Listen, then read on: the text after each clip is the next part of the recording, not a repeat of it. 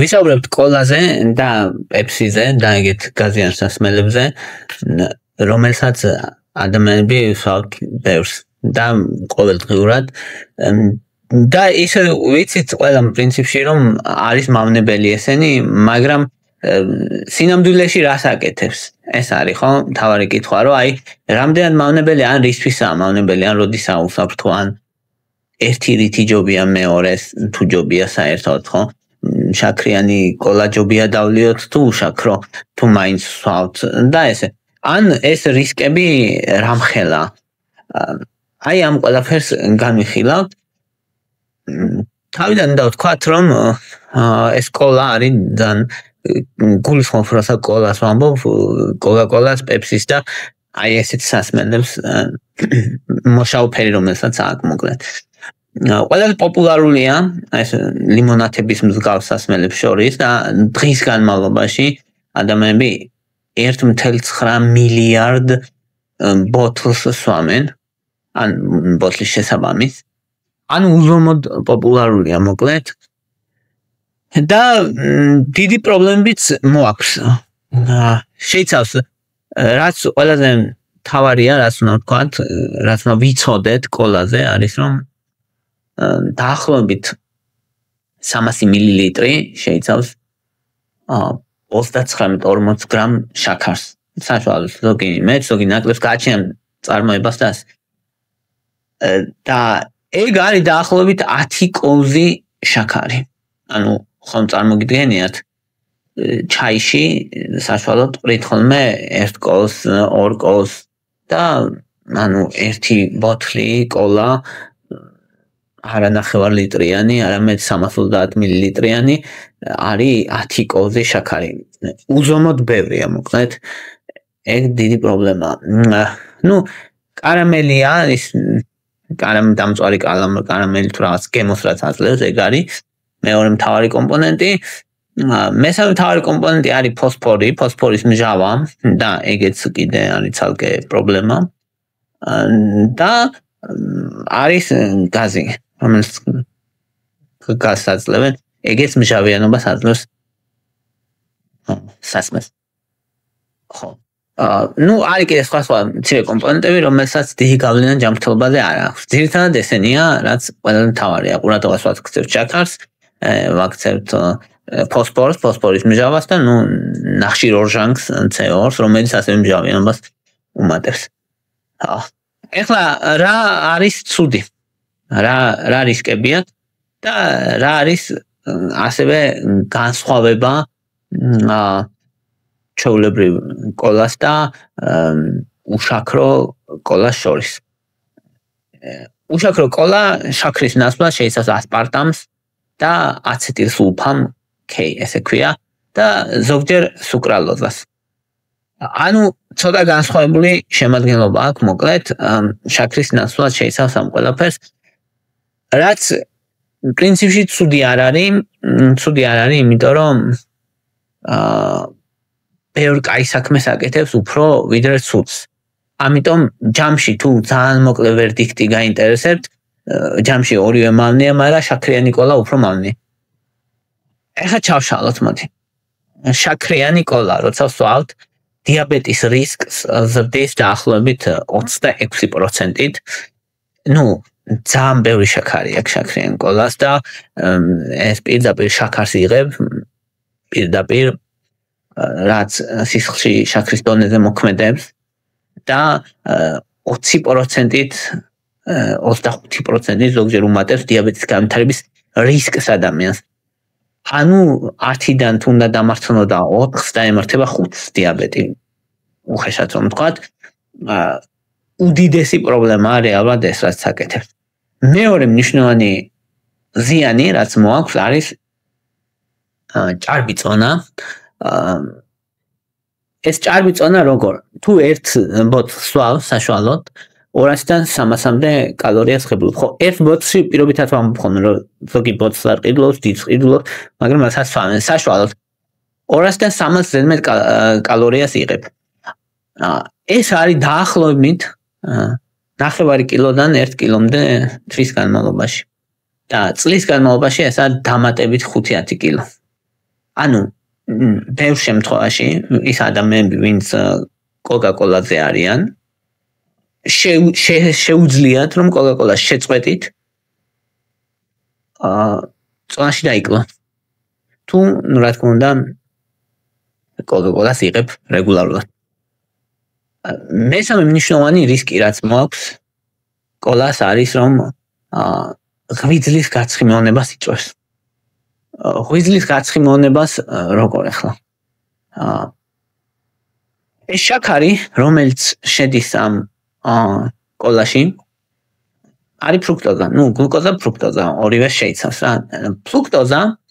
ფრუქტოზა გარდაიქმნება ღვიძლში ცხიმებად. ამ პროცესს ქვია de novo lipogენეზი. ცოტა უცნაურია ზოგადად, რომ რატო ხო ნახშირწყლის ფრუქტოზა შაქარი, ნახშირწყალი და რატომ უნდა გარდაიქმნას ცხიმად, მაგრამ ესე ხდება ჩვენს ორგანიზმში. გარდაიქმნება ცხიმად და ეს ცხიმი მერე გროვდება ღვიძლში და იწვევს ღვიძლის გაცხიმოვნებას. უზარმაზარი პრობლემაა რეალურად ეს, იმიტომ რომ 6 თვეში 100%-ით მოემატათ ღვიძლის გაცხიმოვნების რისკი იმ ადამიანებს, ვინც იღებდნენ კოლას. ასევე ადამიანებს, რომელსაც აქვთ პოდაგრა და შარმჟავას მომატება სისხლში, მნიშვნელოვნად ზრდის, მაგალითად თუ კოლას იღებს ადამიანი, შაქრიანი კოლა, აორმაგებს რეალურად პოდაგრის რისკს. და შარმჟავას დაგროვების რისკებს აორმაგებს ამდენად მნიშვნელოვანი. ფრუქტოზას აქვს მან დიდი როლი რეალურად, რომელიც იწვევს ურისმჟავის დაგროვებას სისხლში და ეგ არის მთავარი პრობლემა. ეხლა ვთქვათ, კიდე აქვს ბევრი უარყოფითი მხარეები, მაგრამ არის რაღაცები, რაც საერთოა პრინციპში უშაქრო და შაქრიან კოლას.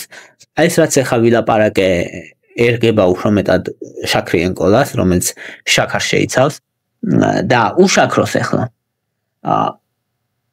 უშაქროს და შაქრიანისთვისაც არის იგივე. მაგრამ ეს უშაქროსაც აქვს. თირკმელების დაავადების რისკს ზრდის. ახლა რა ხდება და რამდენად? დაახლოებით თირკმლის დაავადების რისკს ზრდის 26%-ით. ძალიან დიდი რისკია პრინციპში, თუ ერთ ბოთლზე მეტს იღებ დღეში. ერთ ბოთლზე მეტ კოლას თუ იღებ დღეში, ყოველ დღე, 7 წლის მერე გაქვს 26%-ით მაღალი შანსი, რომ თირკმლის ქრონიკული დაავადება დაგემართვა. იფიქრეთ იმაზე თან, რომ თირკმლის ქრონიკული დაავადება შეუქცევადია, რაც დაზიანდება თირკმელი შეუქცევადია. მთავარი დამნაშავე რა არის? მთავარი დამნაშავე არის ფოსფორის მჟავა, რომელიც ამჟავიანებს შარდს და ციტრატების გამოყოფას უშლის ხელს და ეს ციტრატები აზიანებენ ნეფრონს. აზიანებენ თირკმელს პირდაპირ. ასევე, მიიჩნევა, რომ ხელოვნური დამატკბებლები, ასპარტამი და აცეტილსულფამი ცვლიან ნაწლავის მიკრობიომას და შეიძლება სისხლის წნევის მომატება გამოიწვიონ, ასევე გლუკოზის მეტაბოლიზმის დარღვევა გამოიწვიონ და არაპირდაპირ იმოქმედონ თირკმელებზე. ძირითადად ეს მექანიზმები და კოფეინი, რომელსაც შეიცავს, შეიძლება კოფეინი იცით, რომ წნევას დროებით უმატებს ცოტათი და ვისაც ისედაც აქვს წნევა, მათთვის კუმულაციური ეფექტი აქვს თირკმელებზე. ეგ არ არის, რა თქმა უნდა, ყავას, ჩაის, ყველას ვსვამთ ისედაც და ისედაც ვიღებ დიდი რაოდენობით კოფეინს დღის განმავლობაში უმეტესი ადამიანი. ანუ კოფეინი არ არის მთავარი მოთამაშე აქ, მაგრამ ერთ-ერთი პატარა კენჭს აგდებს ისიც. მთავარი მაინც არის შარდნის ფოსფორის მჟავა, რომელიც აზიანებს თირკმელებს. და აი შუახნის ადამიანები, რომლებიც დღეში ერთზე მეტ კოლას სვამენ 10 წლის თავზე, თირკმელების ფუნქციის დაქვეითება შეიძლება გქონდეთ რეალურად დიდი პრობლემა. მეორე მნიშვნელოვანი კოლას რაც უკავშირდება მათ შორის უშაქროსაც არის რომ მოციმციმე არითმია შეიძლება გამოიწვიოს შეიძლება გაზარდოს რისკი დაახლოებით 20%-ით.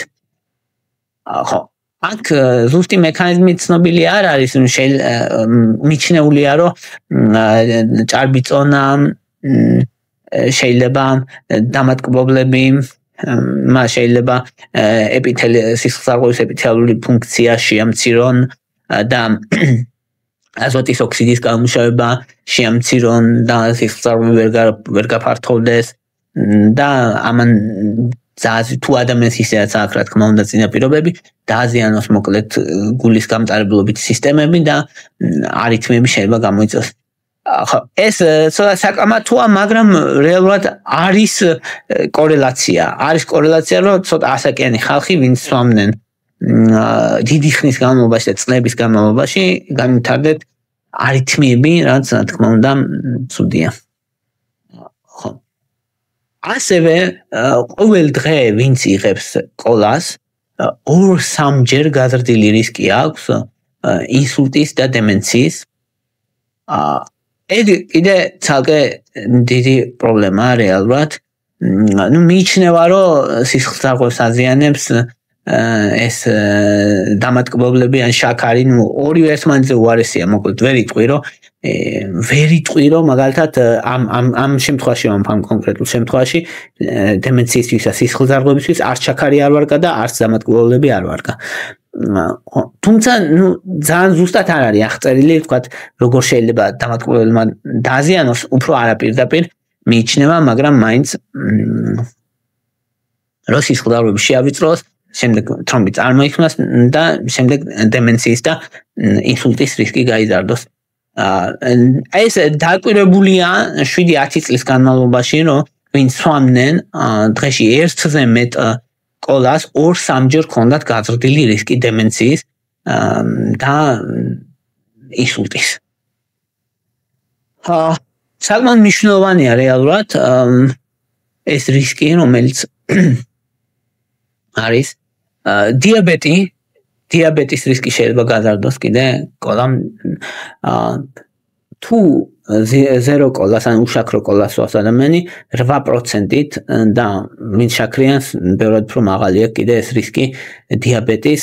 ხო მიჩნეულია რომ მექანიზმი არის ნაწლავების ბაქტერიების გარდაქმნის, მოკლედ კლავს კარგ ბაქტერიებს და ცუდ ბაქტერიები მრავლდება და ეს ინსულინის გრძნობელობას ამცირებს და ანუ არაპირდაპირი რეაქციით მოკლედ მოქმედებს იმაზე პარადოქსული ასოციაცია არსებობს დიაბეტსა და უშაქრო კოლას შორის, იმიტომ რომ იდეაში ჩვენ უშაქრო კოლას ვსვამთ, იმიტომ რომ დიაბეტისთვის ვისაც დიაბეტი აქვს, ვისაც ინსულინი რეზისტენტობა აქვს, მათთვის მისაღები იყოს და ვიღებთ რეალურად პირდაპირ ასევე ცუდ რეაქციას. ხო, 8%-ითაა გაზრდილი რისკი რა, თუ ერთ ბოთლს სვამ დღის განმავლობაში. ხო, ეს არ არის დიდი რისკი, ხა ეს არის ფიქრობს ვინმემ, რომ ეს 8%-ით გაზრდილი რისკი რაღაც კატასტროფულია, არ არის ესე ნამდვილად, მაგრამ სხვა რაღაცეები, ხა იგივე დემენციის რისკი 2-3ჯერ ზრდის, ის ნამდვილად დიდი რისკია, ეს არის 200% გაზრდილი რისკი მაგალითად, მაგრამ და 300% გაზრდილი, მაგრამ ხა ის რომ 8% ისრდის, მაინც არასასურველი, მაგრამ მაინც მაინც არასასურველი რისკია. ასევე ეს უშაქრო კოლა ხშირად აბავს ადამიანს წონაში მატების ხაფანგში. ესეც პარადოქსული რეაქციაა რეალურად, მას არ აქვს კალორიები, ანუ ამ ხრივ კარგია, რომ ამ ზედმეტ კალორიებს არ იღებს ადამიანი, მაგრამ რამდენიმე საკითხი აქვს, რომ როცა სვამ უშაქრო კოლას, შენს ორგანიზმს აქვს შეგრძნება რომ იღებს შაქარს, იმიტომ რომ ეს ატყუებს, მაგრამ არ იღებს კალორიებს და ამან შეიძლება გამოიწვიოს შემდეგში კრეივინგი შაქრის. ანუ შენმა ორგანიზმმა დააფიქსირა ის, რომ შენ დალიე კოლა,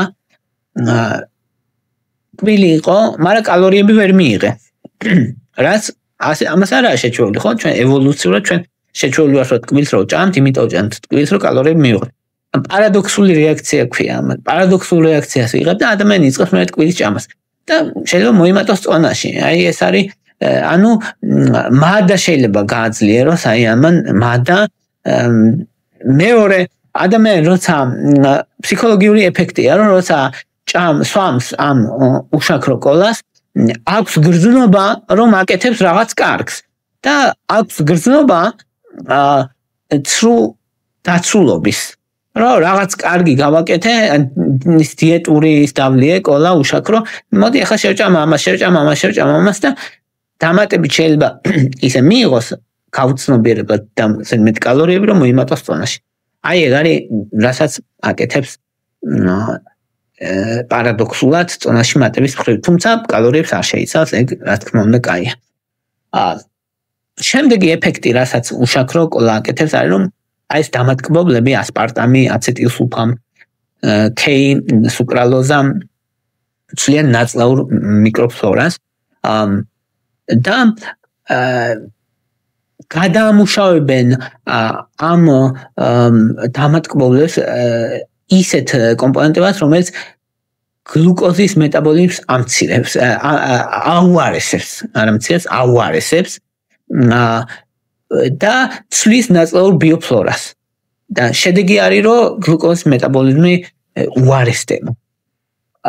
რამდენიმე მნიშვნელოვანი კვლევა არის, რომელიც მე აჩვენებს, რომ იწვევს დისბიოს, ანუ ნაწლავის მიკროფლორას ცვლის და ზოგიერთ სუდ ბაქტერიებს ამრავლებს სამაგიეროდ კარგებს თრგუნავს რაც სუდია და რაც გლუკოზის მეტაბოლიზმის პრობლემებს და ინსულინის მგრძნობელობის პრობლემებს იწვევს ჯამში შესაბამისად ასეთ ადამიანებს 10-15% თუ არ გაუარესებული აქვს გლუკოზის მეტაბოლიზმი რაც აი ისევე რაღაც პარადოქსულად ჟღერს რომ სინამდვილეში რასაც ვირიდებ თავიდან იგივე შედეგებს ვიღებ თითქოს და არა სასიამოვნოა ეს რა თქმა უნდა მაგრამ ნუ რას ვიზავთ არის ესეთი ფაქტი ტკბილის ემალის ეროზიას იწვევს ორივე შაქრიანიც და უშაქროც ნუ ამ ტკბილებს აფუჭებს მარტივად რომ თქვა რატომ მჟავამ ეს 2.5-დან 3-მდე ხსას მჟავიანობა ემალს იმაშრება აზიანებს პირდაპირ და განსაკუთრებით ვინც წრუპავს ეგ ანუ იდეაში თითქოს სასიამოვნოა ძალიან დაიდგავ ეს ჭიქას და დიხის განმავლობაში წრუპავ ცოდათი მაგრამ სიამოვნოში ემალისთვის ყველაზე ცუდი ეგ არის ყველაზე მეტად აზიანებს და ათხელებს ემალს თვეების წლების განმავლობაში და ეგ ძალიან ცუდი შედეგი აქვს რეალურად ასევე პირის ღრუს pH-ს ამცირებს ემალის დემინერალიზაციას ახდენს და ასე ამიტომ არ არის კარგი. ხო, ნუ აქ უშაქროჯობია, რა თქმა უნდა, შაქრიანს შაქარიც ემატება და კარიესი ჩდება და ესე და უშაქრო არ არის კარგი, მაგრამ მაინც არაუშავრა, მაგრამ მაინც ცუდია. ასევე სხვა პრობლემასაც იწვევს, რომ კომბინირებულია პირს აშრობს, მე რეფლუქსი შეიძლება გამოიწვიოს, მჟავიანობა ამოვიდეს მჟავა და მოკლედ მთელი რიგი პრობლემებია მთელი რიგი კასკადია რომელიც შეიძლება გამოიწვიოს აი ამ კოლას მიღებამ შემდეგი პრობლემა არის ძვლების ერთ ცალ ბოთლზე მეტს ვინც იღებს დღის განმავლობაში ძვლის მინერალიზაცია უმცირდება და ეს დამოკიდებულია ფოსფორის და კალციუმის იმბალანსთან, იმიტომ რომ მაღალი ფოსფორი აძლიერებს ძვლების დემინერალიზაციას, ძვლების სტრუქტურა იკარგება, მოკლედ სუსტდება. და ამიტომ თანხშიათ კალციუმის დეფიციტი აქვს ადამიანს. კალციუმი იკარგება ასევე, როცა კოფეინს იღებს ადამიანი შედარებით მეტი შარდში. ამიტომ ანუ კალციუმი გამოდის, ფოსფორი ძვლებიდან კალციუმის გამოდევნას ხელს უწყობს და ადამიანს ემართება მერე ძვლების დემინერალიზაცია, ძვლები უსუსტდება, რაც ასევე ძალიან არასასურველი. შემდეგი არის თირკმლის კენჭები, კოლა იწვევს თირკმლის კენჭებს, შაქრიანიც უშაქროც, ეს დაკავშირებულია მჟავი მის მჟავიანობასთან, რომელიც ეს მჟავიანობა მოკლედ მარილების კრისტალიზაციას ხელს უწყობს და ამიტომ ადვილად ჩდება კენჭები თითქმაში და ერთ მეტრს ვინც იღებს მნიშვნელოვნად ეზრდება რეალურად კენჭების განვითარების რისკი. წლების განმავლობაში ფოსფორის მჟავაც ციტრატების გამოყოფას ხელს უშლის და ეს ციტრატები არის ამცირებს ციტრატებს მოკლედ ეს ფოსფორის მჟავა და ეს ციტრატები არის ბუნებრივი ინჰიბიტორი ამ ქვების წარმოქმნის.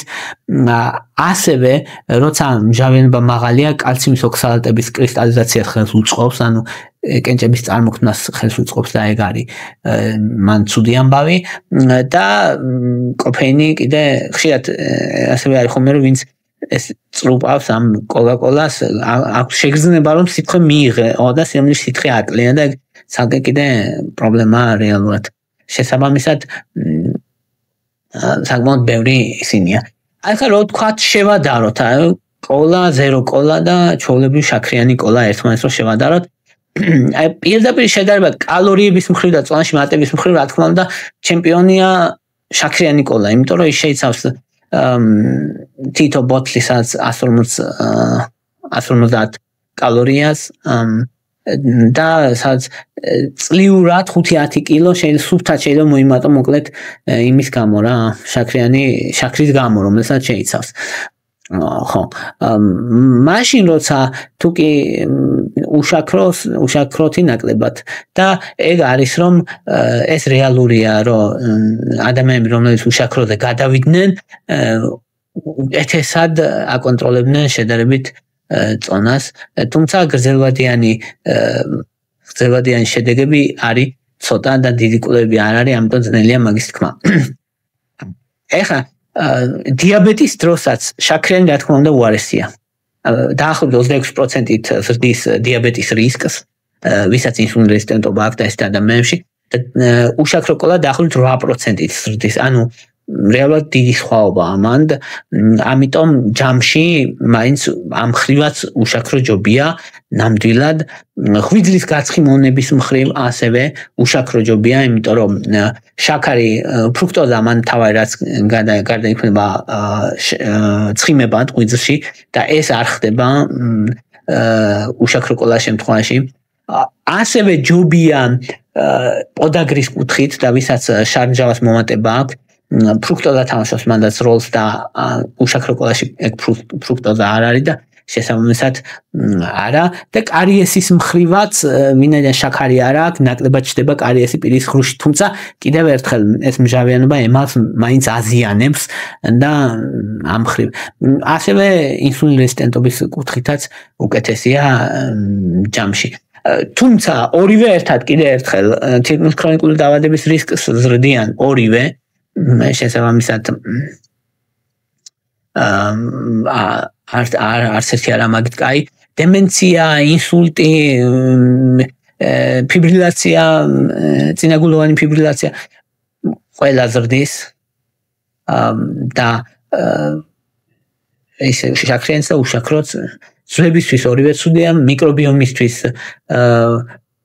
უშაქრო კოლა უფრო ცუდია, ეს მნიშვნელოვანია და მიკრობიომისთვის შაქრიანი კოლა დიდად არ ცვლის ნაწლავის ფლორას, მაგრამ უშაქრო ცვლის, აი აქ უპირატესობა რეალურად, ხო.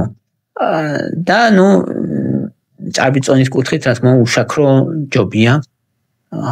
ეგ შეგვიძლია რომ ვთქვათ. ხო. აი ეს იყო პრინციპში და მინდა აქვე თქვა რომ რაღაც მე მიწერთ ხოლმე რომ ისა რატო ამბობ რომ ვთქვათ შეიძლება რომ უშაქრო ჯობდეს შაქრიანს. ხო უშაქრო ჯობია შაქრიანს, თუნდაც აი გლუკოზის კონტროლისთვის, დიაბეტის რისკებისთვის, მაგ მხრივ ჯობია. ოღონდ ეს არ ნიშნავს რომ უშაქროც კარგია, უშაქრო სრულიად კარგი არა, სრულიად კარგი არ არის, რა თქმა უნდა, ვინც მისმენთ ალბათ მიხვდით რომ სრულიად კარგი არა, მაგრამ ჯობია. ანუ ეს არ არის კარგი, მაგრამ ჯობია, ანუ ორ ცუდს შორის უკეთესია, მაგრამ არა საუკეთესო და არა სასურველი. არამედ იმ ორ ცუდს შორის არის უკეთესი. ხო, აი ეს იყო რის თქმაც მინდოდა. მადლობა რომ მისმენდით, მადლობა რომ გაინტერესებთ, თუ მოგწონთ ჩემი ვიდეოები, დალაიქეთ, თუ მოგწონთ ჩემი არხი გამოწერეთ, მადლობა ინტერესისთვის.